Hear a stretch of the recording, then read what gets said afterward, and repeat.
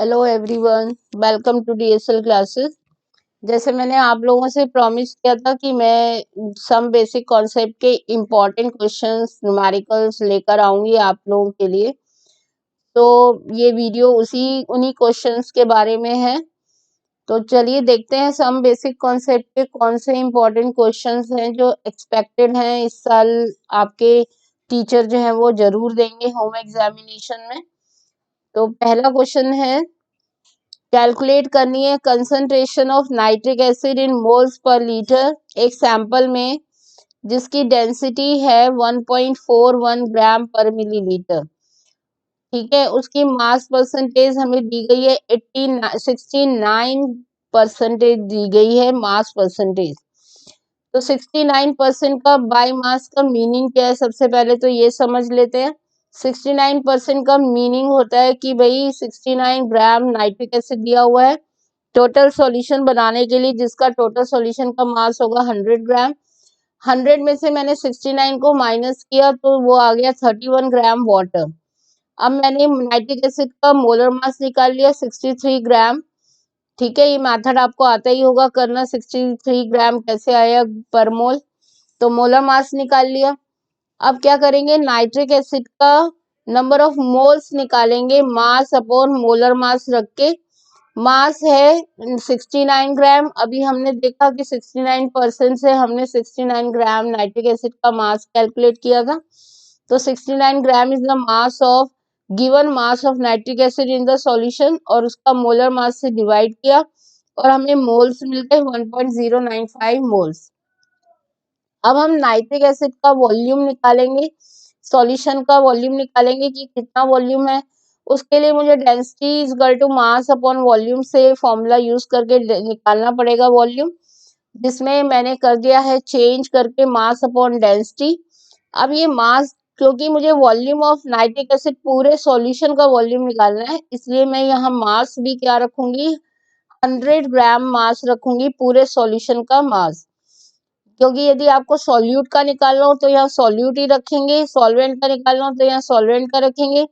But क्योंकि मुझे molarity के लिए वॉल्यूम ऑफ सॉल्यूशन चाहिए तो मैं यहाँ मास भी सॉल्यूशन का रखूंगी।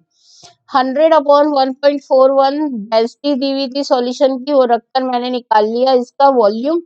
That will in litre it is 0.07092 litres.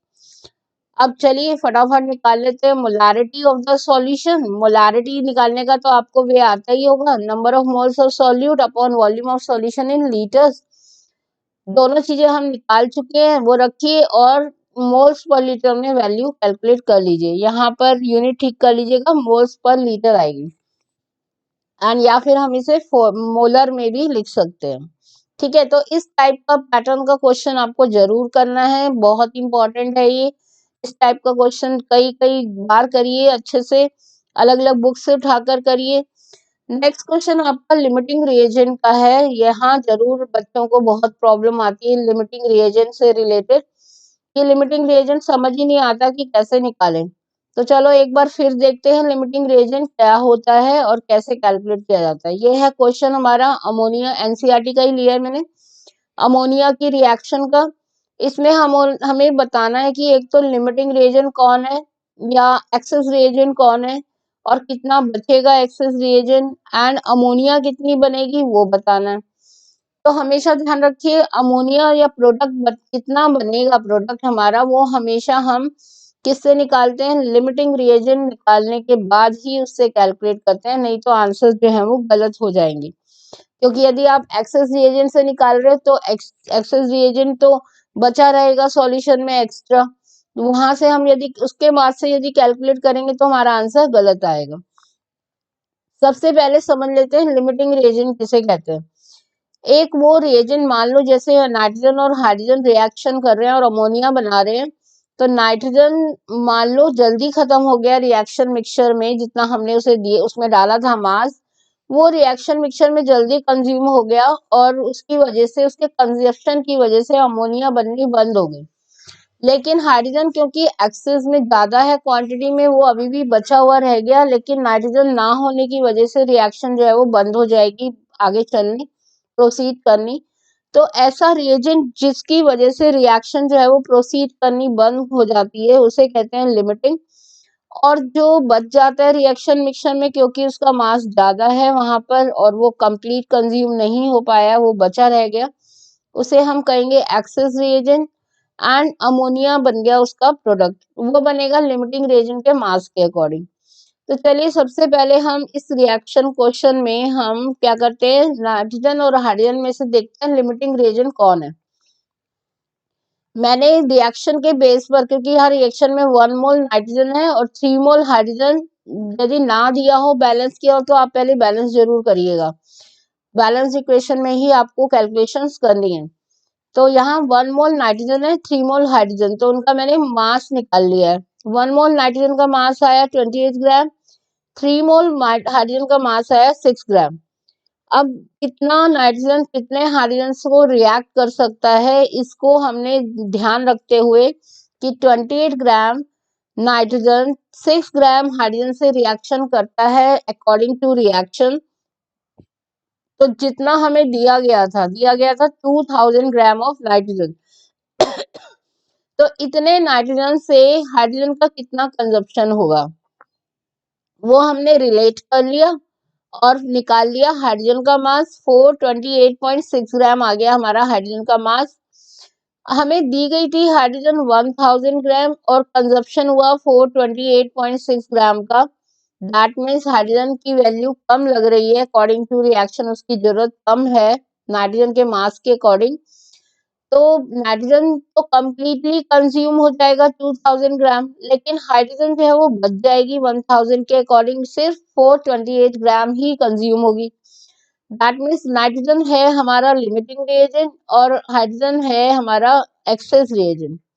ये हमें क्लियर हो गया यहाँ से। अब हम नाइट्रोजन के अकॉर्डिंग के मास के अकॉर्डिंग तो हम अमोनिया की प्रिपरेशन निकालेंगे कि अमोनिया कितनी बनेगी, और हाइड्रोजन जो है वो कितना बचा रिएक्शन में वो हम यहाँ से कैलकुलेट कर लेते हैं। 1000 में से 428.6 निकालकर हमारा बच जाएगा 571.4 ग्राम। हाइड्रोजन जो है वो अनयूज्ड बच जाएगा। और बाकी तो अमोनिया का मास तो आप कैलकुलेट करना आता ही होगा, वैसे आप मेथड लगाकर कैलकुलेट कर लेंगे, वो मैंने पार्ट यहाँ पर नहीं किया। मेरा मेन मकसद था एक बार आपको लिमिटिंग रेंज को दोबारा रिवाइज करवाना। चलिए नेक्स्ट क्वेश्चन पर आते हैं। ये तो आप समझ लीजिए 100% आपको मिलने वाला है question. How are 0.50 mole sodium carbonate and 0.50 molar sodium carbonate different. Sodium carbonate को यदि मैं लिखती हूँ 0.50 मोल और यदि मैं लिखती हूँ 0.50 मोलर, तो क्या डिफरेंस है? 0.50 मोल का मतलब है भाई कि उसके 53 ग्राम हमें दिए गए हैं सोडियम कार्बोनेट के, क्योंकि 1 मोल का मास होता है 106 ग्राम पर मोल। तो 0.50 मोल का मास क्या होगा, 53 ग्राम्स हो जाएगा सोडियम कार्बोनेट का। तो ये जो वैल्यू है वो ये दर्शाती है, दिखाती है कि भाई मास ऑफ जो सोडियम कार्बोनेट है वो 53 ग्राम है इसके अंदर। और जो दूसरी वैल्यू है 0.50 मोलर, इसका मतलब यह है कि 0.50 मोल्स जो है सोडियम कार्बोनेट के वो 1 लीटर सॉल्यूशन बना रहे हैं। वाटर में डिसॉल्व होने के बाद टोटल सॉल्यूशन कितना बन रहा है, 1 लीटर सॉल्यूशन बन रहा है। This is the exact meaning of 0.50 molar Na2CO3। तो दोनों में डिफरेंस है, ये मास को एक्चुअल में डिफाइन कर रहा है और ये आपको मोल्स को इन 1 लीटर डिफाइन कर रहा है। Now coming to the most important question 1.29 NCERT के क्वेश्चंस है। एनसीईआरटी आपको अच्छे से रिवाइज करनी है क्योंकि आपका एनसीईआरटी और एग्जाम्पलर से ही क्वेश्चन पेपर बनेगा। हाँ, वैल्यूज थोड़ी चेंज हो सकती हैं लेकिन आपको प्रैक्टिस इसी टाइप की क्वेश्चंस की करनी होगी। Calculate the molarity of a solution of ethanol in water in which the mole fraction of ethanol is 0.040 और assume करना है कि density of water is 1 ग्राम पर मिलीलीटर। हमें क्या करना है, मोलारिटी निकालनी है इथेनॉल की, वाटर के अंदर क्या मोलारिटी होगी यदि उसका मोल फ्रैक्शन, इथेनॉल का मोल फ्रैक्शन दिया हो 0.040। तो जो दिया है वो मैंने यहाँ पर लिख लिया है, मोल फ्रैक्शन ऑफ इथेनॉल दिया है 0.040 और डेंसिटी ऑफ वाटर दिया है 1 ग्राम पर मिलीलीटर। ये दोनों चीजें यहाँ मैंने लिख ली और हमें इथेनॉल की मोलारिटी फाइंड आउट करनी है।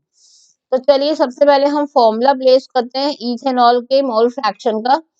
मोल फ्रैक्शन ऑफ इथेनॉल होगा formula number of moles of ethanol divided by total number of moles of ethanol and water solvent. इन दोनों के नंबर ऑफ मोल्स हम टोटल नीचे रखेंगे। मोल फ्रैक्शन हमें दिया गया है, ये वाली वैल्यू दी गई है 0.40, ये गिवन है हमें। अब यदि मुझे number of moles of water मिल जाए, यदि मैं रख दूं कहीं से कैलकुलेट करके, तो मेरा काम आसान हो जाएगा, क्योंकि फिर मुझे number of moles of ethanol मिल जाएंगे कैलकुलेशन के बाद, और number of moles of ethanol को जब मैं 1 लीटर में डिसॉल्व कर दूंगी तो वो मोलारिटी हो जाएगी। तो यहाँ पर मुझे अब ध्यान रखना है, फोकस करना है for the calculation of water number of moles. Number of moles in 1 litre of water कैसे निकालेंगे? 1 लीटर में निकालने के लिए मैंने क्या करना है, जो उसकी डेंसिटी दी थी 1 ग्राम पर मिलीलीटर, इसी वैल्यू को हम यूज कर सकते हैं। हिडन क्वांटिटीज होती हैं साइंस में, केमिस्ट्री में, आपको पता होना चाहिए कि आप उन्हें यूज कैसे करेंगे। 1 लीटर में यदि मेरे को, मैं इसको कन्वर्ट कर दूं कि 1 लीटर में क्या होगा, 1 ग्राम में, 1 ग्राम तो डिजोल्व है 1 लीटर में, 1 मिलीलीटर में, तो 1 लीटर में वो कितना डिजोल्व होगा, 1000 ग्राम हो जाएगा। तो मैंने क्या किया, क्योंकि मोलैरिटी नंबर ऑफ मोल्स हम लीटर्स में कैलकुलेट करते हैं, लीटर्स में निकालते हैं, तो मैंने क्या किया, उसे लीटर में कन्वर्ट कर दिया कि 1000 मिलीलीटर में 1000 ग्राम वाटर के डिजोल्व है। तो 1000 ग्राम जो उसका हो गया मास, और उसको मोलर मास से कर दिया मैंने divide, then you will get the number of moles of water, that will be 55.5 moles. बस अब क्या करना है, फॉर्मूले में वैल्यू प्लेस करिए और number of ethanol, moles of ethanol निकाल लीजिए। हो गया हमारा काम, यहाँ पर यही आ जाएगी आपकी मोलारिटी। यहाँ नीचे की वैल्यू को हम कैलकुलेशन करने के लिए इसे नेग्लेक्ट कर देंगे, एंड क्योंकि ये बहुत कम होती है क्वांटिटी, माइक्रो में होती है, ये बहुत छोटी क्वांटिटी है, इसलिए हम इसे नेग्लेक्ट कर सकते हैं। तो नंबर ऑफ इथेनॉल यहाँ पर हम डिनोमिनेटर में कर देंगे नेग्लेक्ट, एंड कैलकुलेट करेंगे number of moles of ethanol, जो अब न्यूमरेटर में है उसे निकाल लेंगे, that will be equal to 2.31 moles, and यही इसकी हो जाएगी मोलारिटी, क्योंकि 1 लीटर में इन्हें हम डिसॉल्व कर देंगे तो यही मोलारिटी को एक्सप्लेन कर देगा। तो these are the some important questions. बाकी आपको सारे क्वेश्चंस एक एक बार करने हैं, कोई ऐसा क्वेश्चन मैं आपको नहीं कह रही हूँ कि आप नहीं करिए, रिवाइज आपको सब करना है, लेकिन इन क्वेश्चंस पर ज्यादा ध्यान देना है, ज्यादा फोकस देना है, 3-3 4-4 बार करना है, क्योंकि इस टाइप के क्वेश्चन ही ज्यादा इंपॉर्टेंट है, जो 12th में आपको बहुत ज्यादा वैल्यू करवाएंगे, क्योंकि बोर्ड में इस टाइप के क्वेश्चंस आपको मिलने ही वाले हैं। तो इसलिए टीचर भी यही कोशिश करता है कि 12th बेस पर आपको तैयार कर दे 11th में, ठीक है। इसके साथ साथ आपको अपने लिए थोड़ा क्रिएटिव पार्ट के लिए भी टाइम निकालना चाहिए, जो क्योंकि अभी आप 11th में हो, तो आप अपने स्किल्स को, अपनी थिंकिंग पावर, अपनी जो भी आपके अंदर स्किल है उसे शार्प कर सकते हो, उसे इम्प्रूव कर सकते हो, क्योंकि हर पर्सन के अंदर छोटी, यदि वो आर्ट साइड से है तो भी उसके अंदर एक छोटा साइंटिस्ट बैठा हुआ होता है। आप यदि साइंस के हो तो आपके अंदर कोई ना कोई आर्टिस्ट बैठा होगा, जो जो कभी भी मन कर जाता है कि ड्राइंग वगैरह करें, कुछ करें हम, कि डिजाइन बनाएं, तो क्योंकि हम हर एक के अंदर एक क्रिएटिव पार्ट होता ही है, लेकिन उसे बस थोड़ा ब्रश अप करना होता है, उसे एनहेंस करना होता है। तो इसे एनहेंस और इम्प्रूव करने के लिए अनअकैडमी लिखता है क्रिएटिव कॉर्नर 2021। अब होने वाला है 31 जनवरी को 9 बजे सुबह स्टार्ट होगा ये। आपको अपना वो दिन बिल्कुल खाली रखना है, क्योंकि आपको अपना मी टाइम भी लेना है इसमें से। ये आपकी स्किल्स को एनहेंस करेगा, आपको इम्प्रूव करेगा, ऑलराउंडर बनाएगा, ठीक है। तो जरूर ज्वाइन करेंगे, एक दिन का ही काम है और फ्री ऑफ कॉस्ट है, कोई आपको पैसे नहीं देने, सिर्फ आपको सीखना है, अपनी स्किल्स को और इम्प्रूव करना है।